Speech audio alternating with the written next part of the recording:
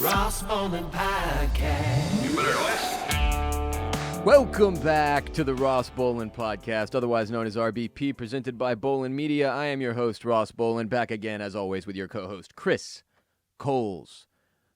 Christopher, how are you, sir? I'm doing great, man. It's Monday. Happy Monday. It is Happy Monday. Start to the new week. It's a new week for us. New setup in the studio. I'll be honest with you. When I woke up this morning, I didn't know it was Monday. I thought it was Tuesday. Okay. I don't know why. We didn't record yesterday.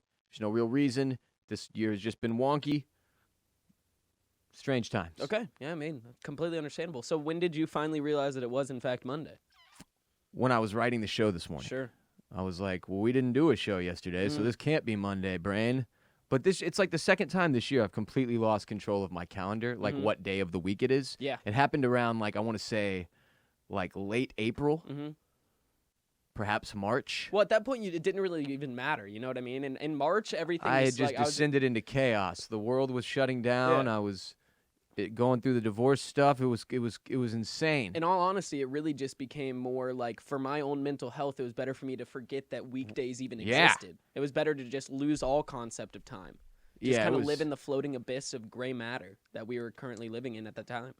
It was weird shit. Yeah. And I'm kind of back there, and it's freaking me out a little bit. But that's all right. We're going to reel it in together today. There are many sports things I want to discuss this week. And I know there are many of you who want to hear from me on sports-related issues, particularly James Harden choosing to ball at the strip clubs in Las Vegas rather than at training camp with the rest of his team.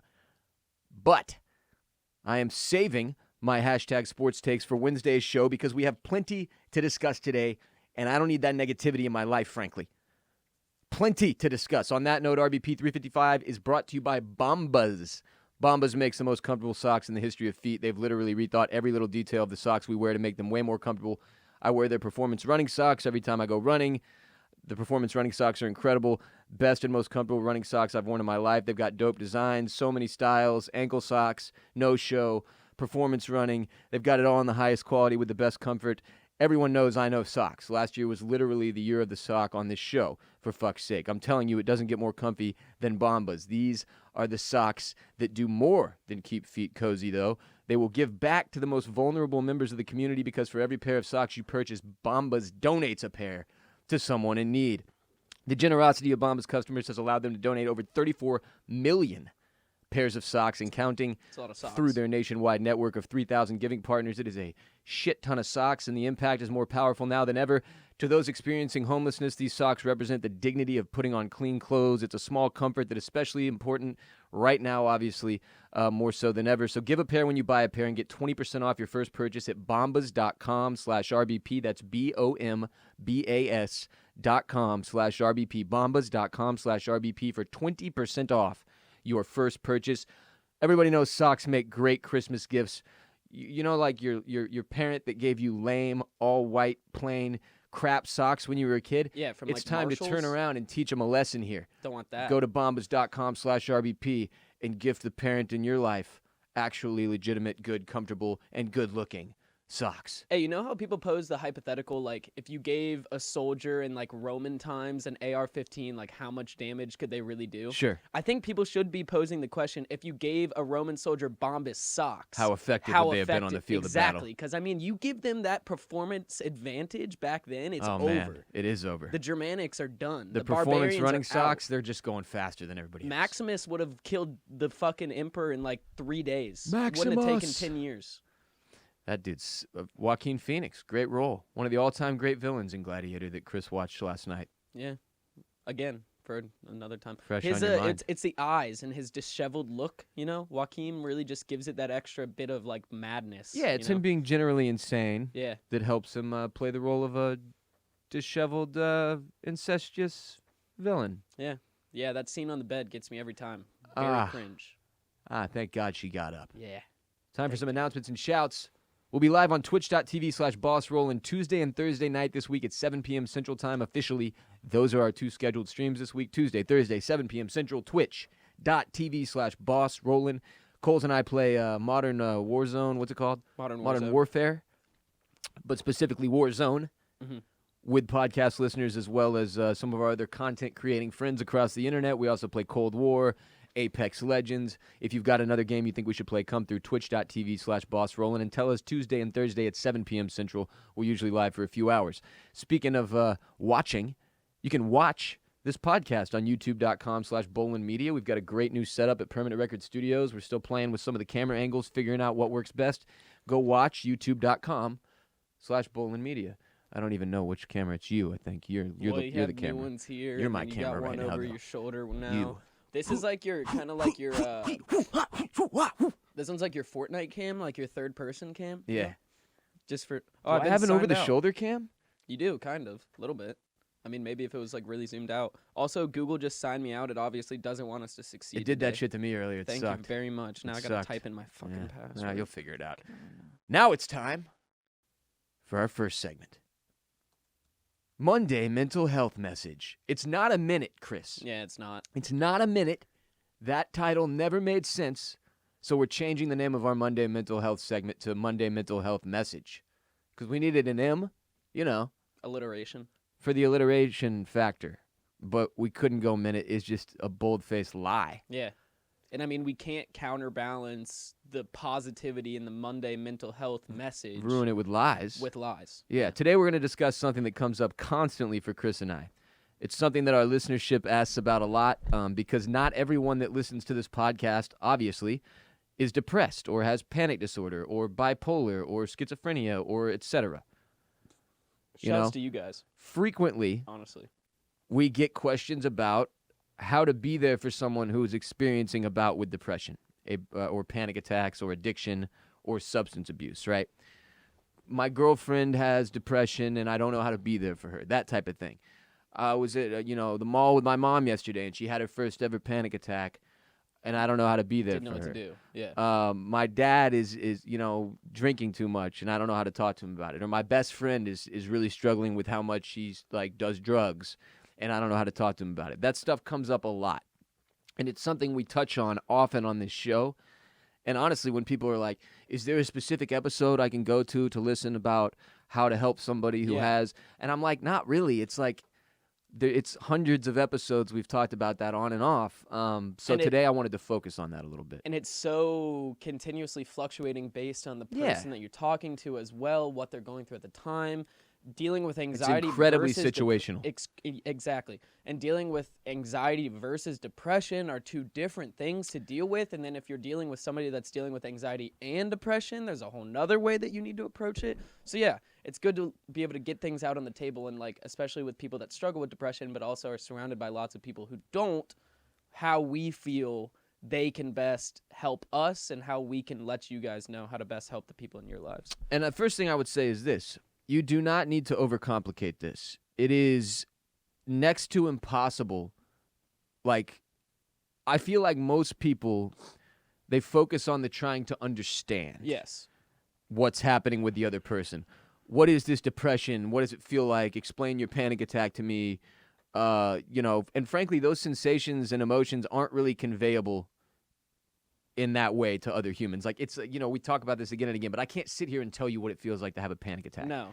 Not really. And even depression, I can talk about depression as much as I want, and I can give you a pretty good idea of what it feels like, but until you're actually depressed, it's just going to sound like I'm sad. It's a completely new feeling. It'd be like if think about if you were I don't know, an alien or a robot and somebody was trying to explain to you what happiness feels like. Or love, or something or love. Like that. Yeah. You'd be like, what? That doesn't make any sense to me the... at all. Yeah, and especially too well, I'm going to start with anxiety. To start with anxiety, when you have to think about it in a very basic sense. When somebody is anxious, it's most likely because there are uncertainties in their life or vagueness in their life, uncontrollables, in which they feel that they are, kind of out of place and have no ability to affect. And with that feeling comes a sense of being lost almost. And that's where a lot of my anxiety can arise from.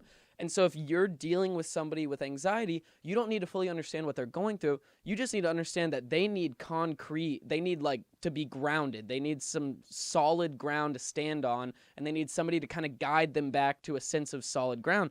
And so to do that, if you're trying to help somebody that's going through a period of anxiety, give them solids. So for an example, I wrote down if I was going through a period of a lot of anxiousness and I reach out to a friend of mine, I'm like, hey, man, I'm just really anxious today. Like, sorry, I haven't been very responsive.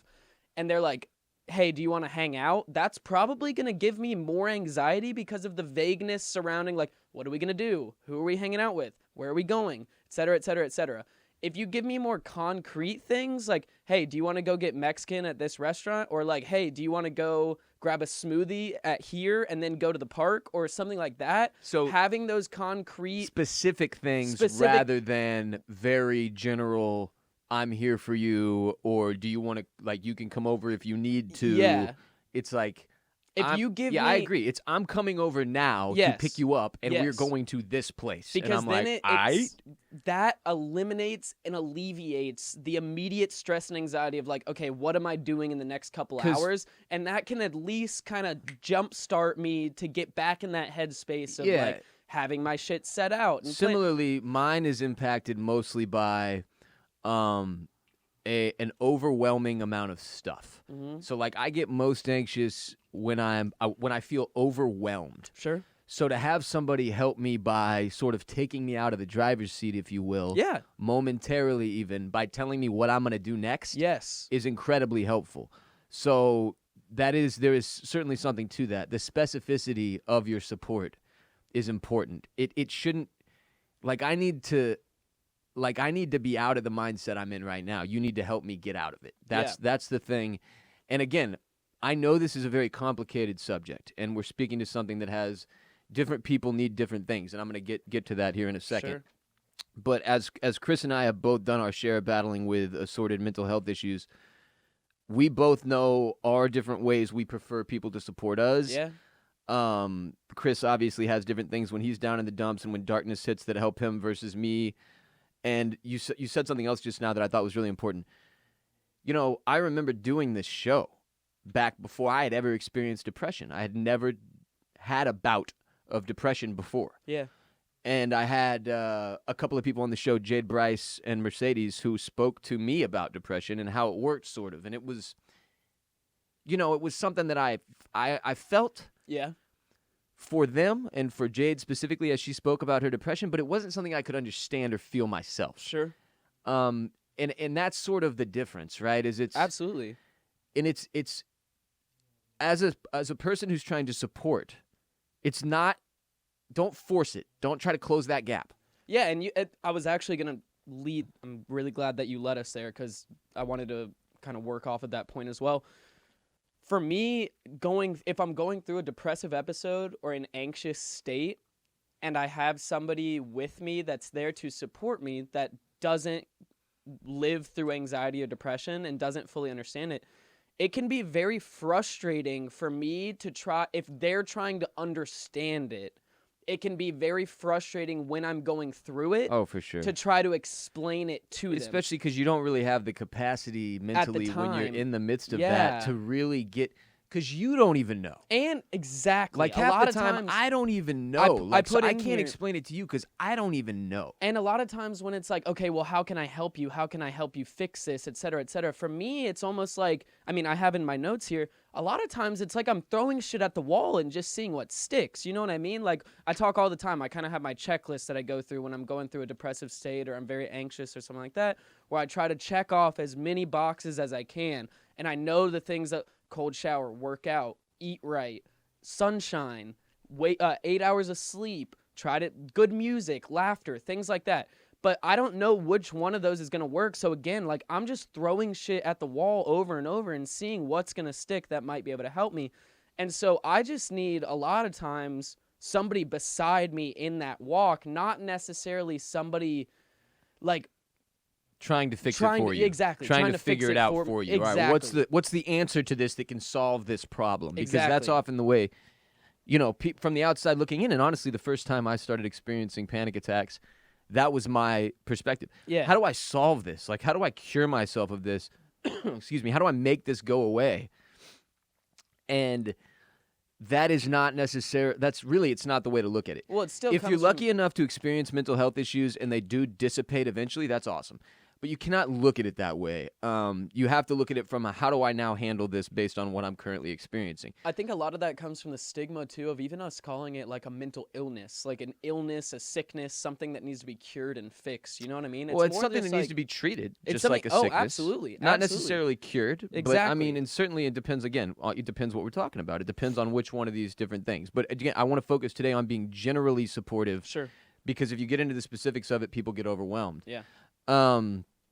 And really, it's less about understanding and it's more about just being there. Like helping that person know that they aren't alone in the struggle and that you have their back.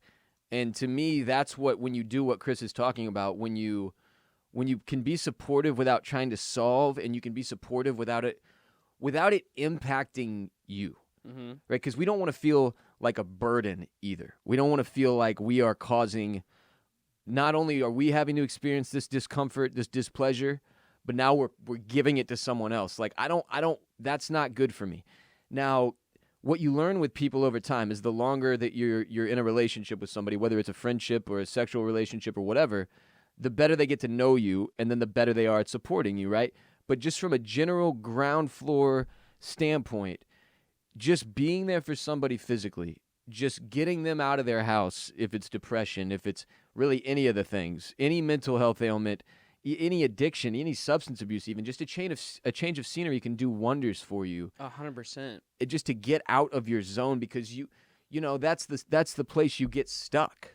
And as an when you're empath- experiencing that depression, anxiety, addiction, when you're in the hole, Yes. you sink. Absolutely. And it's like that place is very difficult to get out of alone. 100%. If somebody can drag your ass out, that alone is a huge help. Well, as an empath as well, and I feel like a lot of people that struggle with mental health issues are very empathetic, and that's a lot of the reason that some of our, especially with depression, that's a lot of the reason some of our depression can arise over and over again. For sure, yeah. As an empath, if you simply come physically into my life when I'm going through shit and bring some energy and positivity, I'm immediately going to feed off of that. You know Right. what I mean? Like that alone, just you being there and bringing a little bit of positivity and a smile to my day is going to be enough to, again, give me that little kind of kickstart. And that's the thing about mental health. It's very cyclical. It can be very it's not linear. It's one of those things that you run into the same shit over and over and over again. And if you let yourself go down this one-track mind, that spiral gets deeper and deeper and deeper and lower. But if you can hit that one bump in the road to kind of shoot you off in another direction, again, same exact thing. It leads you cyclically upwards, that exponential type of growth. And when you're dealing with emotions, and especially with depression and anxiety, things can get so... It's easy to get completely out of your head and let your mind go so wild that your mental stressors, you spiral very, very quickly if left unchecked.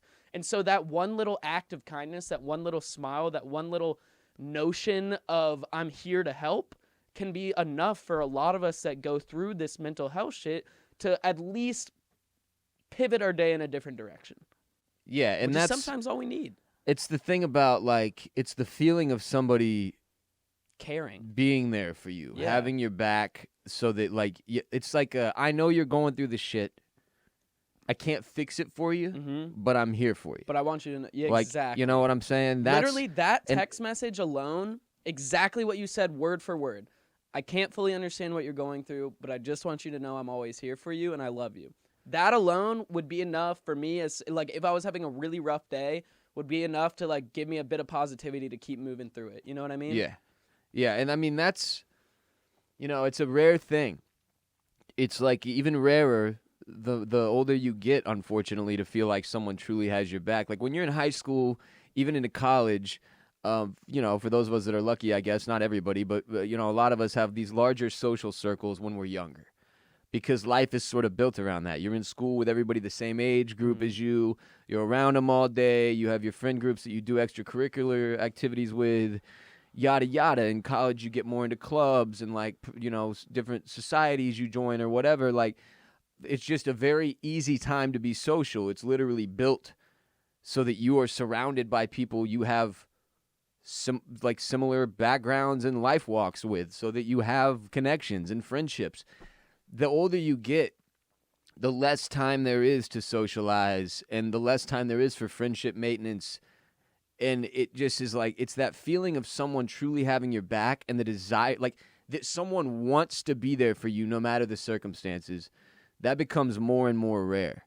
So it's something that when you find, you have to hold on to and cherish it, because if you don't, it will go away. And it's a two-way street. For those of us on the mental health side of things who, when we suffer, you have to let people be there for you too. And you have to use that support when it comes. You can't take it for granted, because I've been there too. And that's a mess, like a whole different ballgame if you just take the support and don't utilize it. So for me personally, like it really depends on what I'm going through. But if it's, mine are so wrapped up now, I don't really get how that happened necessarily. But I used to only experience anxiety and panic attacks. That was my one true enemy out there, if you will, right? Yeah. And then somewhere along the way, I started having to deal with the depression side of things too, as a result of the end of last year, early this year, this whole fucking mess of a 2020. And so now they're kind of wrapped up in each other, and they can feed each other, which really sucks. That's the hardest thing. It sucks. Once you start dealing with anxiety and depression at the same time, they do. Yeah, because you can't even identify which one's which a lot of the time. It's really fucking confusing. So again, and a lot of times my biggest thing is like, I don't know. Yeah. Like, I don't even know what the shit I'm going through on a day-to-day basis anymore, because there's such a variety of issues just floating around in my brain at any given moment, that it's not about, like, I don't need somebody to treat the specifics. I just need to know that I'm not stuck in this shithole by myself. That's the thing to me that's most important, and it's the thing that I lost totally at the beginning of this year for obvious reasons. Like when my marriage ended and my world kind of flipped upside down, and then literally the world flipped upside down, man, I've never felt that lost before. Like that alone and everything. That's when I started tweeting constantly, like, you are not alone. Like at first I was talking to me, and then it just became sort of a mantra that was able to help me get through some dark times, and now helps other people. And even long before I even used it, it was a thing apparently. But the point is this. I know there's a very select group of people that are there for me at any given moment, that I can call and say, this is what's happening with me, I need help. And that help will come. Yeah. Not like, man, I really hope this person's in the mood to come help me out today, or like can be there for me over the phone, or like talk to me for 30 minutes. Not like a wish. Yeah. Like I fucking know. Yeah. Like no matter what, these few people will be there. And that is like that. I have to have that. Oh, absolutely. Like the type of person I am, and being an empath, and really struggling with the amount I let the earth and the world and the people around me to impact me. I gotta have a squad, man, and that's the thing. That's why I speak to the supports, like general support of just, and there are levels to it. Some people a text message might be enough. Some people a phone call might be enough. Some people FaceTime might be enough. Some people you got to be there in person. 100%. And obviously the latter is the most impactful. If you can make it happen now, obviously in 2020, that's a whole different ball game. It's a lot more difficult now than it once was to get together and to make sure you can physically be there for people all the time. So when it comes to mental health stuff in particular, it's just it's a matter of figuring out each individual person, your friend, your family member, your girlfriend, whatever it is, the person that you're trying to help and be there for. What is it that makes them tick? And you can ask them point blank this question. What kind of support do you prefer when you're going through it, when you're feeling it? And now, again, do not ask them this shit when they're in the middle of one. 100%. Doesn't make sense. They can't be drunk or high or mad, depressed, or in the midst of a panic attack when you answer. They need to ask them. They need to be in a good headspace to answer that question for you. Yeah. That's actually a pretty good practice to have if you know, like, especially if somebody very close to you, you can tell that they're going through these episodes quite often, or they've talked to you about going through these episodes quite often. Take some time when they're not going through this episode to sit down and have this conversation. Yeah, like actually say, yo, like, Chris, I saw last week you were really struggling. is there anything you seem to be I can doing do? better now? Like, is there something we can do to help so that you don't get to that place? Or what can I do for you when you're in that place, or whatever? Like, that's a big... Or even not even what can I do, or like how can I help, or anything like that. Just like at that time saying, hey, I just want you to know when you're going through something like that, like I just really want you to know I'm here for you. Yeah. And if there's anything I can do, please let me know, because I will go out of my way to help you out. Like just something as simple as that, to know, like, when you're, just like you were saying, when you know that you have that person there, when you know that you have support on the way, not just like, oh, I really hope they're going to pick up the phone. When you know it's there, it's concrete, it's 100%. that's it's a whole different game changer. Yeah, it's a whole different ball game. Especially with anxiety. It's that baseline level of support that I'm telling you. I mean, no human being should have to go through life without that, period, regardless of your circumstances. But frankly, it's not something that enough of us focus on building out, and you have to have it. So the lesson for the mental health patients in the house is build your support squad, find your people, and that's a job. That's a project for you. Like, that's not like, oh, it'll just happen. No, son, you got to work on that shit. Like, that's an intentional thing. You have to sit down and be intentional and make that happen over a long span of time, and it might take searching. That's a job. And then on the other side, if you're trying to be supportive, it's like, it's generally all the things Chris and I just said, but then you can try to sort of cater to each individual based on what you know about that person and what it is. And in your conversations with each other, and like Chris said, it's even just hey, yo, I know you were going through it last week. I just want you to know if there's anything you need ever, when you're in that place, you can hit me up. You can holler at me. I'm here for you. I can talk to you.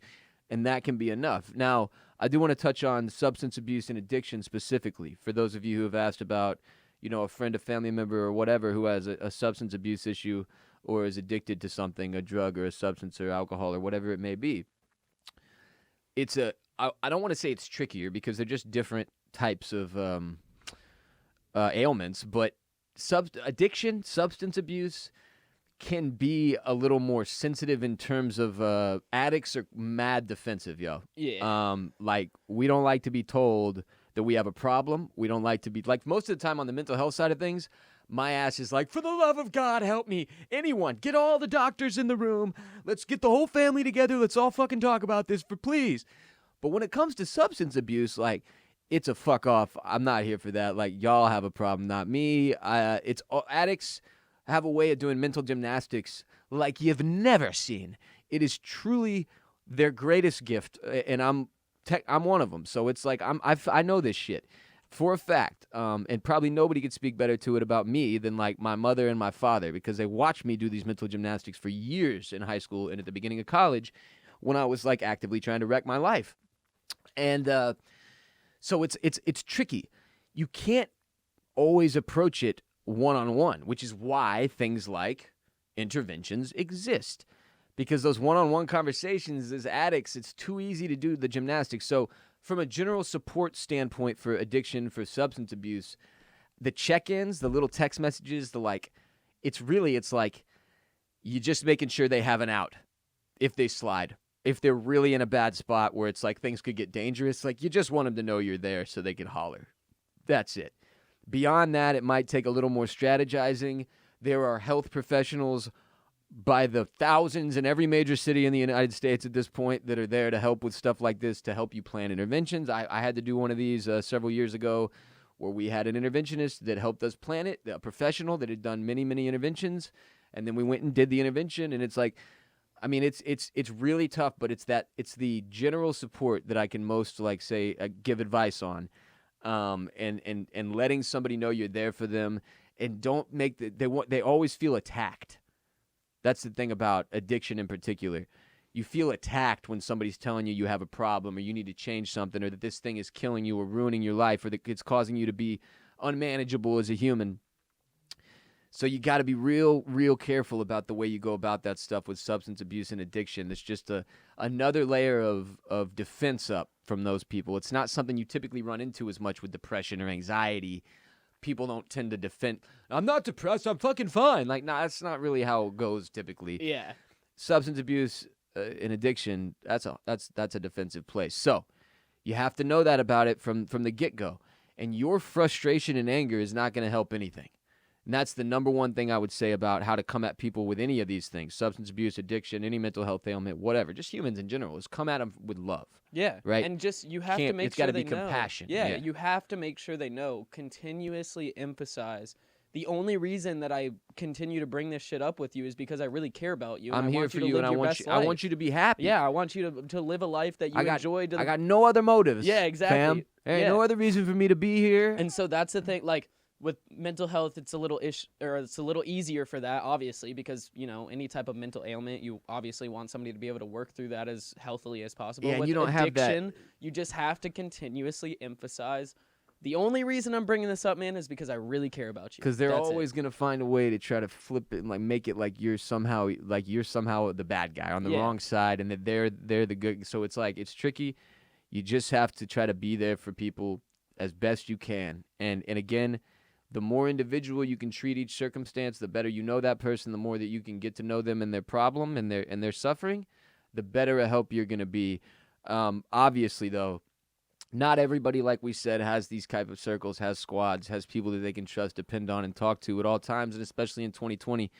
So difficult to ensure that we get the support we need when we need it, which is why we have a great sponsor for you today. RBP 355 and this week's Monday Mental Health Minute are brought to you by Headspace, because life can be stressful even under normal circumstances, but 2020 has challenged even the most easy, free living among us, right? You need stress relief that goes beyond quick fixes. That is where Headspace comes in. Headspace is your daily dose of mindfulness in the form of guided meditations and an easy-to-use app. Headspace is one of the only meditation apps advancing the field of mindfulness and meditation through clinically validated research. So whatever the situation, Headspace really can help you feel better.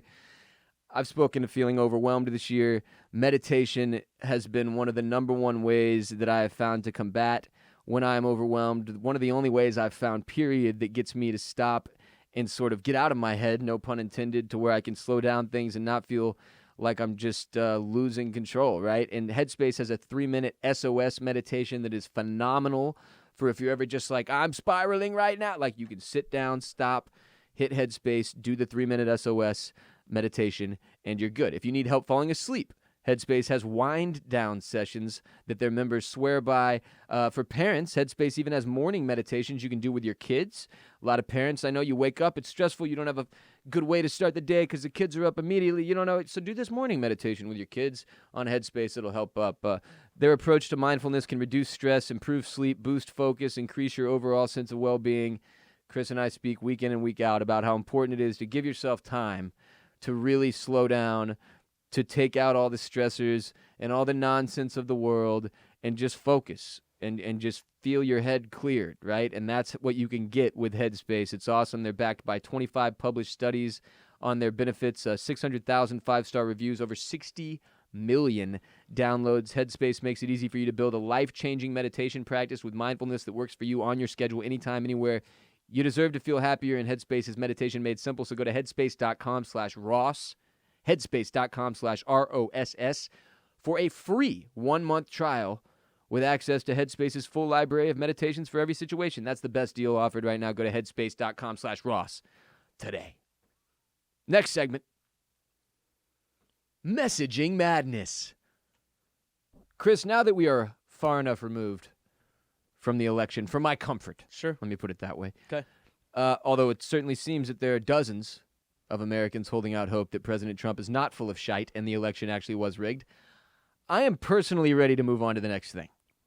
I would say I am as well, Ross. Which I think is figuring out how the hell we got here and how we come back together as a country from here.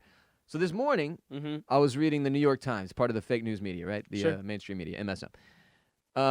As all New York Times best-selling authors are required to do, we're required to read the New York Times every morning. Is that the only thing you get for that? Uh-huh. You just get a lifelong requirement. Lifetime subscription to the Times? Nope, you got to pay for it. Oh. It's just required that you legally read it every day. Oh, wow. They don't even reward their most No. loving and published and popular authors? No, they don't. That's No, unbelievable. they don't give us anything. I thought you Just would at the least title. get like a plaque. Just maybe. the title and the obligation. That's it. Sad. There was something about this article titled "The Bronx versus Manhattan" by David Leonard that really resonated with me, so I want to read part of it, all right? Okay. This is from the beginning.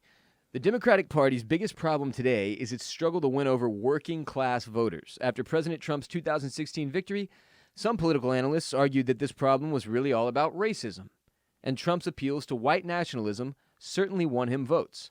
But it's also clear that the Democrats' weakness with working-class voters, defined roughly as people without a 4-year college degree, is not only about race. Many Trump voters, after all, voted for Barack Obama in 2012, which suggests they're not incorrigible racists. Perhaps even more telling is the shape of this year's results. Not only did Trump again win by huge margins among working-class whites, but he also fared better among Hispanic voters than he did in 2016. Black voters strongly backed Democrats again, but their turnout appears to have risen less than turnout for other groups. all of which points to the same issue. The Democratic message is failing to resonate with many working-class Americans. If the Democrats' struggles were really all about racism, several heavily Mexican-American counties in South Texas would not have swung to the Republicans this year. Nor would Trump have increased his vote share in the New York boroughs of Queens and the Bronx by about 10% since 2016. He appears to have won a higher share of the vote in the Bronx, which is only 9% Hispanic white, than in affluent Manhattan, which is 47% white, Dave Wasserman of the Cook Political Report pointed out. So, Coles, that's as far as I'm going to read the column, and now we're going to talk about this sort of issue. Somewhere along the way in this election, a couple months back, I realized how much of campaigning, what we know as presidential campaigning, and really politics in general in this country, it's all about messaging. 100%. It's all about marketing, right? It's Absolutely. all about, but what I would say specifically is messaging. And when I say messaging instead of marketing, why I say that?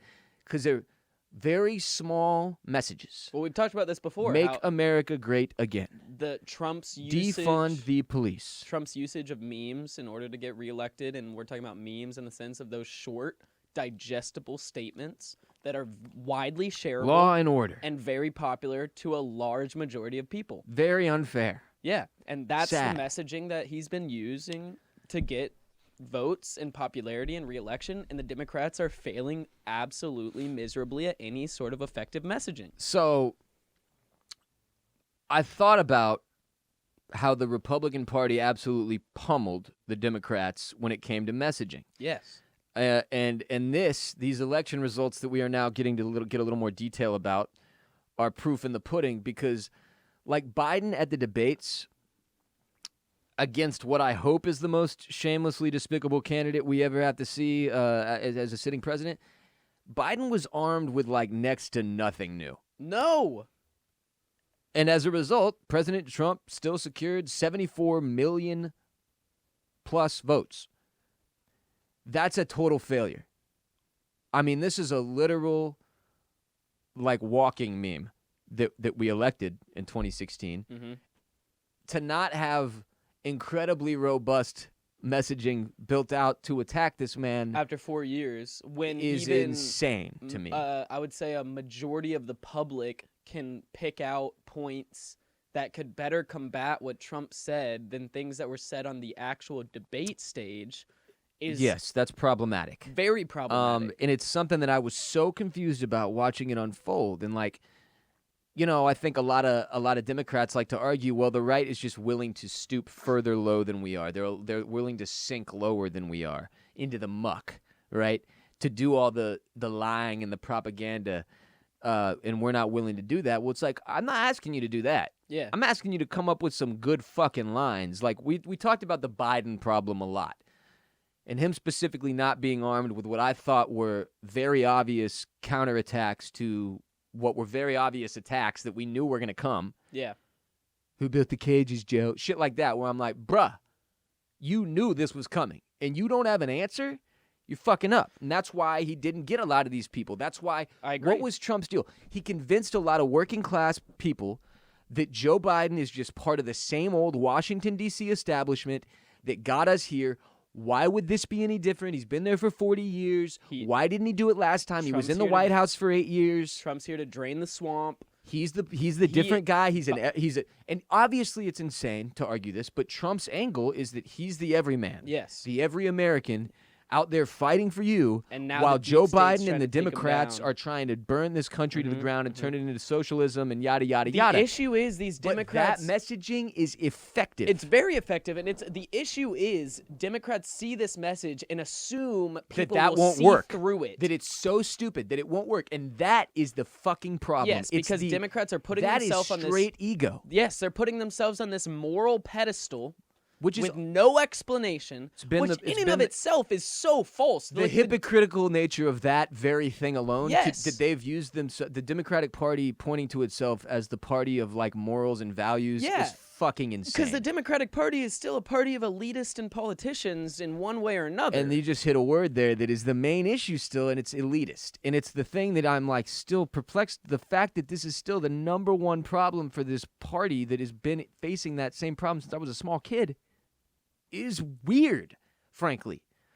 I don't know who it is that they're like sticking with this same vibe to appeal to, but it's over. Like, it's time to switch up. If you want to have a shot in hell of winning elections moving forward, you're going to need to change your whole game up, bro. Well, the Democratic Party is at a severe crossroads right now where they want to be the party of the progressives, and they want to be the party of the new America, and they want to be the party that's changing everything, and then they go with a 76-year-old white man as the head of their party.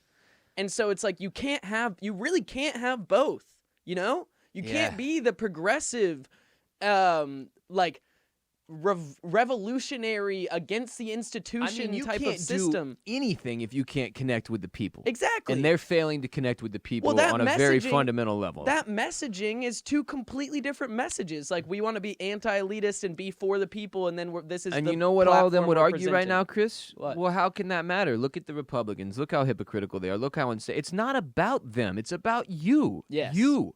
Your house. And that's the you issue. clean up your house, not the other house. I don't go fucking next door, knock, come in, and pick up other people's shit. The virtue signaling, name calling on both sides, but specifically from the Democrats, is not like, that's a thing that's not going to do anything to bring us closer together got us at all. into this situation in the first place. Like, and have it's your funny opinion- because it's the exact same shit Yes. we were talking about in the last segment, which is like, if you don't come at people with empathy, with love, with understanding, what are you doing? Like, how could you possibly expect to bring somebody toward your way of thinking or try to help somebody see how something you believe to be a problem is a problem if you're not coming at it from a place where they feel like you're on their team? If it's an attack, you're done. Or to find common ground. Like, that's okay. So obviously, if you've listened to the show, you probably know my political leanings at this point. Yeah, you're a socialist. Yes. To talk about... Comrade Chris. When I talk... Comrade Coles, thank you very much. Comrade Coles, excuse me. When I talk about political issues, let's say with somebody that's on the far right, my first step is let's find common ground. Because I guarantee you, we agree on a lot more things than we disagree on. There's just some fundamental differences at the very bottom that we can get to later. But let's first find that common ground where we can then move on. And usually that common ground has something to either do with elitist or corporations. Once you can set that type of common ground, then you can start moving forward together. But the issue is when you come out of the gate looking for uncommon ground and looking for points to combat the other side. Here's why you How suck. can you get anywhere? All right, here's why you're wrong. All right, now do you agree with me? No. What? Obviously That's a not. horrible way of arguing. What the fuck is Yes. wrong with you? And first, it's like, okay, let's understand. Like, for me, it's just, I ask a lot of questions. If I'm having a conversation, a political conversation with somebody on the far right, I'm going to ask a lot of questions so I can first break down exactly what they believe, figure out why they believe in it, and where they got this information I want to stop right there for a second. Sure. It doesn't need to be about the far right at this point. That isn't like, I'm not looking at our political landscape and going, you know what the problem is? It's the far right. No, I'm just saying. No. All these motherfuckers are problematic. It's far any direction. Yes. You're far one way or the other, and you're in the wrong, in my opinion, because that isn't how the fucking world works. It's unrealistic, or it's evil. Sometimes both. But like, you can't. It's like, it's the fun. It's like it's just messaging. Like, if you want somebody to come to your side, you need to have messaging that is effective. Sure. And if your strategy is everyone who's not with us is racist, which was basically the only strategy the Democratic Party had this year, you're gonna lose. And I don't know how they managed not to lose this one. When it started to go down, I was like, this motherfucker's gonna win again. And then thank God he didn't, and just for me or whatever. But you know, I get it if you did vote for Trump or whatever. And again, another thing for me that I took out of this is like, yo, I completely get it. I completely understand people who have been bamboozled by what I would believe to be mostly propaganda from the right at this point. I get why Trump worked. I get why people voted for him. I completely understand. There's no lack of understanding for me from anybody, from the poorest, working class white family in fucking Idaho to like, I don't like the rich liberals in California who hate Donald Trump. Like, I get both sides of the pie at this point, and it's all about understanding the messaging. To me, I get exactly what those people what was appealing to them. And I get why the other side hated it so much. And I get why I'm somewhere in the middle. I don't like any of these dudes. They're all full of shit. to pretend that they're not. That was another thing I hated about the Biden campaign. The hypocrisy. Yeah. Don't point at shit that he can point right back at you. Like, you would think that's common knowledge. Yo, this fool, it's like he handed you a fucking, like, the biggest ammo cache in the history of the world to shoot at him. Like, do you remember in high school when Couldn't have acted like a bigger piece of shit, though. Yeah. And then they failed to use any of that ammo in any really very effective way. Like, you remember in high school when you had, like, the baseball coach as your computer teacher and his study guides were the exact fucking same as his test? Yeah. Like, if you did the study guide, you would get 100% of the test because it was the same exact fucking questions in a different order. Trump was giving Biden the study guides, and he was still getting, like, D+. Yeah, months in advance, dude was yelling out shit like, mail-in voting is fraudulent, and nobody should do it. And the Democrats were like, man, I wonder why he's doing it. That's crazy. Or you know what? Here's the even more concerning thought. They weren't. They totally understood. It's just that they failed to relay any of it to the public. Yeah. Which is like, in an effective way. you know, the whole job. So it's just watching our politics moving Again, forward is going to be interesting to see if there's like a further influx of, well, we're just going to sling shit back. The poo slinging, you're racist then. Or is it going to be like, let's get effective messaging that actually works against what is clearly just mostly propaganda? Like, if it's just a lie built on making people feel something, that's just propaganda. Well, your point is a perfect example, the mail-in ballot point. Because, again, it goes back to this thing where the Democrats seem to just be saying, oh, yeah, obviously, people aren't going to believe that. Come on, people aren't going to buy that. Like, we've been doing mail-in ballot voting for hundreds of years. Like, it's fine. Like, the U.S. Army invented mail-in ballot voting in, like, the Civil War era to vote for the president or something like that. People aren't going to buy this shit. Look how many people bought it! Yeah. Like, this is the issue. Well, this type of moral pedestal where you think that, like, people aren't going to buy one thing or another, but you use no education and evidence to support your own basis other than a moral high ground. And now you're getting people yelling at their radios. Well, they did show, like, on every news channel, they're debunked. No, he had already made everybody distrust the news. Then you missed another step. Like, things happen here. He didn't just throw out the fucking ball one day and that was it. He built this shit slow over the course of years. Meticulous. And you know how he built it? With messaging.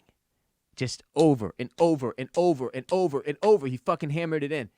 If you're not on the other side of that hammering back, like from a place that people trust, which I don't know what the fucking answer is right now, because it can't be CNN, it's not Fox, it's not MSNBC, it's not like we've completely...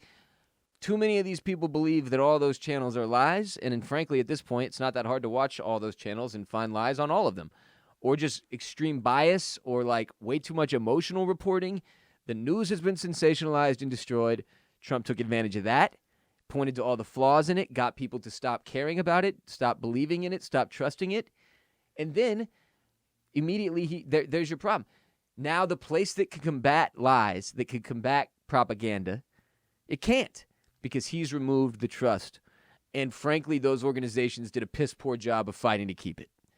And that's the other side of this that's like, I really don't know, because those are privately owned industry. I mean, those are massive corporations owned by billionaires. And I don't know how this is not a support, like, large media is not an answer to all of this. The fact that I think it's 23 corporations own 50% of all of the media outlets in the entire United States of America is a little terrifying in my mind, that, you know, we have these large corporations that are basically telling us what we should be focusing on and what news we should be taking into account and what we should perceive as true and versus not true. So that begs the question, what is the answer? And I seriously have no fucking clue. 6 corporations. 6 corporations own 50% of media. No, 90%. Okay. Just a bit outside. Yeah, that's why Succession is funny. Okay, wow. I think that was I was using a quote based on a documentary from the 90s. So that's why I don't know what we do with the news. Yeah. Because Well, and again, okay, that's not a solvable problem by a mass movement. And we can't all go, we're now against the news. Exactly. And like, okay, so what you said earlier about you think that coming more towards like a moderate central political stance as a country is a positive way to move forward as a whole. Well, the funny thing is, if you look at a political compass of the United States right now, we lean extremely far right as a country already. And so if you live in a country where anything that's even technically centrist is considered liberal, leftist, radical ideology, how can you think possibly any further left than that? Then you must be fucking crazy. That's the issue here. We've slowly started moving for, like, Biden is on the right side of the political spectrum. He's only 1 point further left than Trump. He's just less authoritarian. Like, we as a country have moved significantly further right on the scale, so to come moderate would be moving left. Yeah, I mean, maybe. I don't know. It's just, I know that's the thing. That's, like, again, and this is where the media comes into play, where it's like, I have no answer here, because, like, even CNN... If you look physically at a political compass, CNN... What the fuck is a political compass? It's like how you separate what your political ideology is. So you take like a political compass test, and it's like who made the political compass test? It's a non-biased... it's been around for a long time. There's a lot of different ones. But to your point, we are a more conservative country. It's one of the things that I've noticed watching the BBC the past few months, that they speak to, that America, clearly, based on our voting, based on our policies, we are people. This is still a conservative, right-leaning nation. Just because we elect a Democratic presidential candidate does not change that necessarily, especially given the current options at presidential candidates. So it's like, we don't really know that. I'm just trying to even the playing field again first. Like, to even get us to a place where, like, both parties are operating with the same set of fucking rules. And that would be like, hey, Democrats, the number one thing to walk away from here is that you didn't even have the people you thought you had. Like, you lost people you should have had that you thought were shoo-ins. That level of, like, and Trump even pointed to all that, man. They even played with, like, straight up, one of the things he was right about was, like, hey, black people, the Democratic Party has mostly been using you for the sake of, like, making you believe that this was obviously the party you have to vote for, or you're betraying your own people, and then really not doing all that effective of a job in helping you out, right? Like, that wasn't an inaccurate claim. No, not at all. Not in any way, shape, or form. So that lobbed out there, that just by itself, boop, he throws that out there, to not have something to fucking obliterate that messaging-wise, problematic. Well, he did that with like 35 things. And again, it's because there's a lack of evidence of, like, you can't obliterate that because it's true. Like, the Democratic Party has not done. Okay, if we're going back to your article, the Democratic Party has failed the working class consistently for probably the past 50 years, leading with false promises that in the long run are not held up, and consistently leaning right behind the scenes to continue giving corporations, the military-industrial complex, a significant more amount of money than what they promised the working-class people that they're going to be receiving. And that's the basic level of, like, when we speak to the hypocrisy on the left side, the Democratic Party and their tie-ins with corporate America, and then the military spending that we have seen, those are not things indicative of a... I mean, for the record... Cole's showing me the compass now. Those are not things that are indicative of progressive movements. Those are things that are indicative of conservative right side of the political spectrum movements. So that's confusing for people. It makes it very confusing. difficult for people to make decisions about what they believe is right or wrong. And that confusion is only dissipated through messaging. Mm-hmm. So it's like, it's entirely up to whoever the fuck is in charge. I really don't know. That's the thing, is like, who runs the parties? I don't really know who makes the decisions anymore.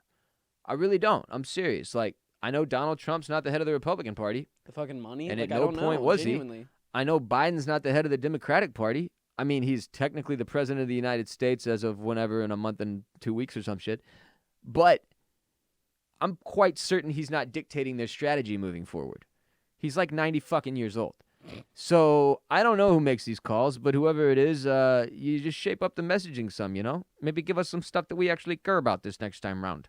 Don't just yell out, they're racist, into the abyss for hours and hours on end and hope that that will be something that enough Americans suddenly care about when we've been here for hundreds of years and clearly don't give a shit. And there needs to be a fucking reevaluation as a people as well. Like, we need to remember that the government's purpose is to serve us as the people. Yeah. That is the purpose we really of the lost government. that fucking... Yeah. We should not be scared of the government ever. Like, if the government is not doing things to benefit the people, if the government is doing anything that solely benefits the government, then there needs to be things that we do to distort that and to change that, because that's not why governments exist. Governments are there to be a guiding hand of the people and protect them. You gotta vote, Chris. Well, but the election was stolen. I don't know. Yeah, it's fuck it. Fucking ridiculous. Yeah, and that's the thing. Like, what the fuck do you do? When in a country this big, so many differing opinions. My Uber driver this morning don't know what you do. Implied that the election in Austin over Prop A or whatever the one. I think it was Prop A, yeah. That was also rigged. And I was like, dude, just let me out of the car, bruh. I just wash it. He's got the child locks on until you agree with him. This old man was heated, dude. He had his cup of joe, and he was ready to go. And he was going to throw down with whoever got in that vehicle, and I was not. I was like one headphone in. I put the one headphone in and I lost my AirPods for the 46th time, so I'm back to looking like it's like 1989 on my head. And I put one headphone in and I let it hang. So I just want him to look in the rear view one fucking time. Just look in the mirror. Just look up there, man. Just check it once. You'll see this hanging from out my ear, and you'll know. Oh, this gentleman doesn't want to hear my takes about Proposition A. He just wants to listen to fucking Mario Judah and go do his job. What the hell?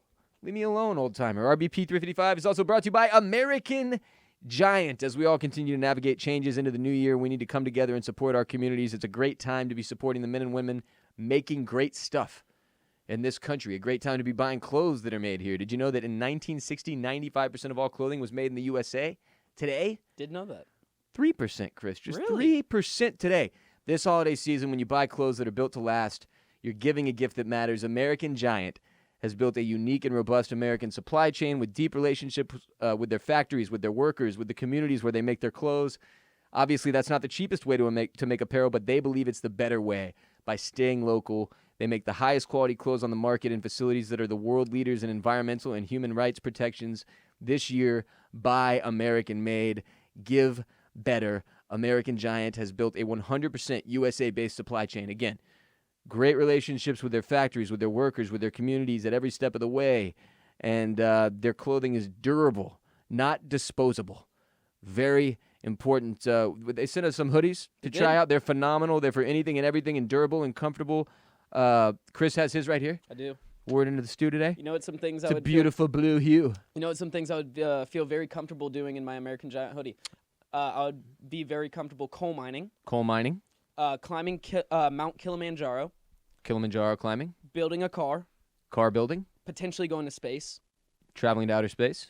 And maybe running a couple marathons, Forrest Gump style, across the entire United States. Running across the United States a la Forrest Gump. All things that Coles would feel comfortable doing in his American Giant hoodie. Mm-hmm. And I guarantee you, it'll probably outlast me.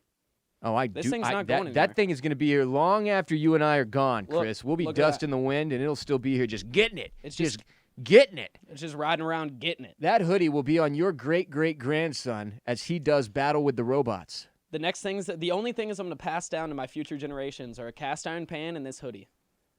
Get 15% off your first order when you use promo code ROSS at American-Giant.com. It's American-Giant.com. Code Ross, 15% off. Go get yourself one of these hoodies. They're phenomenal. Next segment. The Mexican Cartel joins Team Content on TikTok. Hey, welcome to the gang. This story is so up my alley, I can't even handle it. There was an article, again, in the Times, libtard over here. Guns, Drugs, and Viral Content. Welcome to Cartel TikTok by Oscar Lopez. Yo, this is I don't know what to say about this. This is like the cartel is on TikTok and they're just slanging talks and ticks. They're just slanging toxin. Let me read part of this. Tiger cubs and semi-automatic weapons, piles of cash and armored cars, fields of poppies watered to the sound of ballads glorifying Mexican drug cartel culture. This is the world of Cartel TikTok, a genre of videos depicting drug trafficking groups and their activities that is racking up hundreds of thousands of views on the popular social media platform. But behind the narco bling and dancing gang members lies an ominous reality. It's a real That's a real sentence. That's a real sentence. Behind the narco bling and dancing gang members lies an ominous reality. With Mexico set to again shatter murder records this year, experts on organized crime say Cartel TikTok is just the latest propaganda campaign designed to mask the bloodbath and use the promise of infinite wealth to attract expendable young recruits. It's narco marketing, says Alejandra Leon Alvera, an anthropologist at Spain's University of Murcia who studies the presence of Mexican organized crime groups on social media. The cartels use these kinds of platforms for publicity, but of course it's hedonistic publicity. This is kind of an interesting thing. All right, so like, we're watching The Sopranos right now on Oysters, Clams, and Cockles Patreon. That's a project that Barrett and I and the Oysters, Clams, and Cockles listenership have taken on this year. We glorify organized crime, right? Like, we all love the movie Scarface. Yeah. The idea, it's like the American dream of like the, like the fuck you government. Yeah. Like, I'm getting money with outside of the law. If the system's not going to work for us, fuck it. We'll do it yeah, ourselves. then we'll burn it down and do this thing ourselves. Yeah. That's a glorified experience in the United States, obviously, but it's one that you certainly don't see unfold on social media as the feds is watching. That would be fucking stupid. That's how you end up in prison. Unless you're a Russian billionaire's kid. Then you can do whatever the fuck you want. Then you're probably set. This shit, though, in Mexico, like, obviously, look, the cartel wields an enormous amount of power. They're regularly buying and murdering politicians and police officers, and it's a mess. Everybody's familiar with Narcos, the show. We all watched season 1 with Pablo Escobar. I believe he was even in season 2, and then it went on to the Mexican cartels. And look, we're familiar with the way that works, but the idea that these dudes are out there like, yo, fuck it, let's get on TikTok and show. It's just like being a rapper, right? That's a good point. The same kind of marketing. Rappers in the U.S., like, they're marketing mostly, not so much now, but was like, yo, we gangbang and do illegal shit regularly with guns and gold and diamonds and jewels and bitches. Like, that was the selling point. If you come do this, you'll get these things. That's what these dudes are doing. They're glorifying the cartel life, right? They're making it look like it's all fun and games and piles of cash and armored cars and fields of poppies to the sound of ballads. When in reality, that's obviously not mostly how the cartel functions, but that would achieve their goal of recruiting young, impressionable men to come be a part of the squad. It's just like that Josh Jacobs skit that I showed you that one time where the KKK was recruiting on Craigslist. Yeah, same idea. But no, it's like, you know how in the U.S. we now have like the hype houses out in L.A. and shit like that? Yeah. I'm just imagining now down in Mexico they have all the cartel hype houses. It's just one cartel hype house. No, there's like and there's 5. So much drama, Chris. There's like 5 different cartel hype houses, but they're not just like doing like Dixie D'Amelio cheating on Bryce Harper or whatever the fuck his name Juanita is. gets caught doing coke off, and they shoot him in the face with a shotgun, like to like establish their dominance and make themselves the better TikTok house. TikTok. Like they're literally like killing each other over TikTok. What do you get on TikTok? There? Just views? You get views, likes, and there's not like views and likes. There's not a special TikTok one called like getting a schmack or something. Oh, talks. You get talked. No, I'm just kidding. You don't. No, you don't. Tick me, you get daddy. ticked? You get tickled? Tick me. This is the first one, man. I'm telling y'all that TikTok completely whiffed on me, dude. I've been in there for maybe 5 minutes total. I don't know how all the ticks and the talks I need to see seem to make their way to Twitter and Instagram. That's a good point. I feel like my old ass is... See, the thing is, like, okay, with Reels on Instagram now, like, I'll hop on Reels, and it's all just reposted TikToks. So it's like if it's making its way over to Instagram, then what's the point of me going? If I'm even already to TikTok, getting the best of the best here, why go through all the sludge and drudge on TikTok? There's too many questionably aged children dancing on there, I was on man. TikTok the other day, scrolling through, just swiping through, because every now and then when I'm really bored or really stoned, I'll just kind of hop on and like once you're on there, I'm a 33-year-old man. This is a different thing for me. It's normal for you to be on TikTok. You kind of get lost in the mix too. Swiping through the other day, I find this video. It's this probably 18-year-old girl. It's POV. It's her crying. Ooh, POV. And it says, POV, it's the 1950s and your black friend is getting beat up, but you can't show emotion because you don't want to be racist. This was the peak of like bad TikTok like ideas. virtue signaling bad TikTok, and I was like, what the fuck Look, is? I remember very specifically 700,000 views. Like I get that. I totally understand what happened with that chick. I get it. Like she's just stupid and too young and naive. But I remember being super young and like wrestling with complex ideas. Yeah. And then coming up with really fucking stupid ideas, but then having the wherewithal to be like, I'm not sure on this, but I know I'm not sure, therefore I shan't act. This chick didn't have the filter. That was actually the 11th commandment in the Bible. Yeah, exactly. That's what Moses came down from the mountain with a tablet that said what I just said. Exactly. That chick fucked up. That was a mistake. But yeah, like that's the TikTok. Like what were you trying to? That's like Trump getting on stage and yelling out, "I am the least racist person in this room," when he literally can't even see anybody in the room. Like as he's wearing blackface. Just unbelievable. I got to read this line. In another video, from a now disabled account called "The Clown of the CJNG," which is the one of these cartels. In reference to the Jalisco cartel, talk about branding. A figure dressed in black with a bulletproof vest and an AR-15 rifle does a dance move known as the floss. So cartel members are just strapping up and then like hitting the floss from Fortnite. First of all, on TikTok. I expect way more out of the cartel if I'm being honest. The fucking floss, bro. The floss hasn't been a thing for like 3 years. But that's now. the thing. That's the thing. They're out of touch. They're the cartel. They're trying to look cool and appeal to kids. So they're really just lame boomers with guns. You know how I told you that story about Chick-fil-A when I went in like 6 months after the fucking Harlem Shake had died, and they were having a meeting about how to make their Harlem Shake, and I was like, Jesus. Way past the prime. This is that, dude. Okay, I'll tell you exactly what happened. Some 40-year-old higher up at the cartel came in like after recruiting a bunch of newbies, right? And he's like, their oldest member. He's 36 years old. He's the oldest member of the entire cartel. Yeah. He's like the second oldest of all time. The oldest actually made it to 38 They one call time. him the elder. Yeah, he's the godfather. But anyway, he came down to all the new recruits that are like 19. He's like, hey, you guys know TikTok, right? And they're like, I mean... See? Yeah, we kind of get in there. See? Fucking grab the guns, grab the vest. You do some dance shit, right? Something about dancing? What dances do you know? You know this dance, that thing? Here's what Here's what I'm going to do. I'm going to get a bunch of cocaine and put it on this butcher knife, and you're going to do it. And if you don't have a good TikTok in the next 30 minutes, I'm going to put a bullet in your head. And then the next thing you know, you got the floss.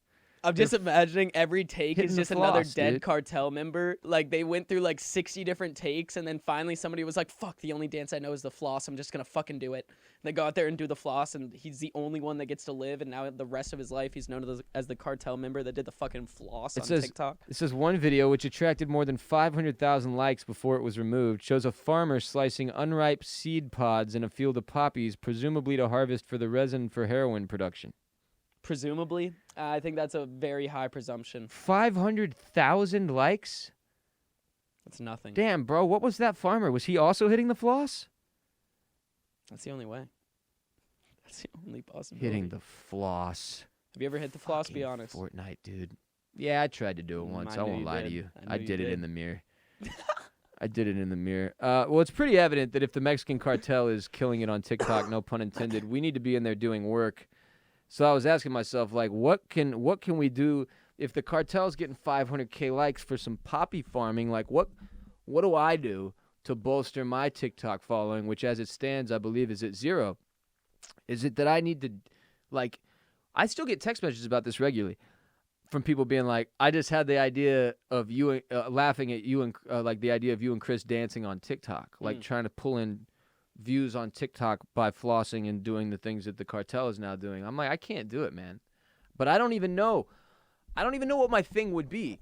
Like, I think I would have to be funny pet stuff guy. because that's kind of the only angle I've got on TikTok, I think. But just like a Bruce and Bella exclusive. yeah, TikTok but then page. you're like pretty much you're like asking for PETA to come for that ass. Like well, eventually. not only that, like once you enter that realm, then you're the guy that starts like typing your dog's comments and Instagram captions from and the I point already of view spend of a the lot of dog. time talking to my you dogs. Don't need that look, no, man. it's too much. I'm deep in that game. That's too much. Dad took us on a walk this morning, and now he's Yeah. feeding us, and then it's like, oh Look, God, let me Ross ask you is really something. going downhill. What do you think about that one account, We Rate Dogs, though? The one that is actually It's about like rating it's guys? Like it's about rating dogs. It just there's- puts up pictures of good boys and good girls, and it rates Okay. them. And You they know, always there's get an a rating like actual- above 10 and There's shit. a Twitter account too that's called We Rate Dogs that I'm pretty sure is for rating men, like that, like reach out to female. I think it's We Rate Dogs, but it's about like females will send in their screenshots of like guys sending the most cringeworthy like Tinder icebreakers and shit like that. You sure that's not like We Hate Dogs? Nah, I swear it's We Rate Dogs. We Rate Dogs Twitter. Because like the We Rate Dogs I'm talking about has 8.9 million followers, and everybody knows these guys. They just No, I rating know. I these good definitely know. dogs- I these know good exactly. boys and girls. Yeah, you know? yeah. No, I'm a big fan of these boys. Like I'll read these one. This good is boys and Clyde. girls. He's a deaf blue Merle cattle dog from Louisiana. We're going to tell his story tomorrow as part of a very special Friday fundraiser. 14 out of 10. Stay tuned. Heart emoji. This is Monty. He's getting his passport photo taken, but won't stop making silly faces. Going to be here all day. Still 13 out of 10. Yeah, like I mean, I really love those. that's the only dog content that aren't my dogs I'm trying to see on the whole of the internet. Yeah. Frankly, pet content is one of the more overrated things about social media. And I say this as a dude who, like, listen, when I put up the photos of Bruce and Bella, that's for me. I love that some people like to look at them, but, like, I don't really give a fuck if nobody looks at them. Those are for me. I know that's trash content. But that's the cutest shit I've got around me on a day-to-day that I can put on the internet.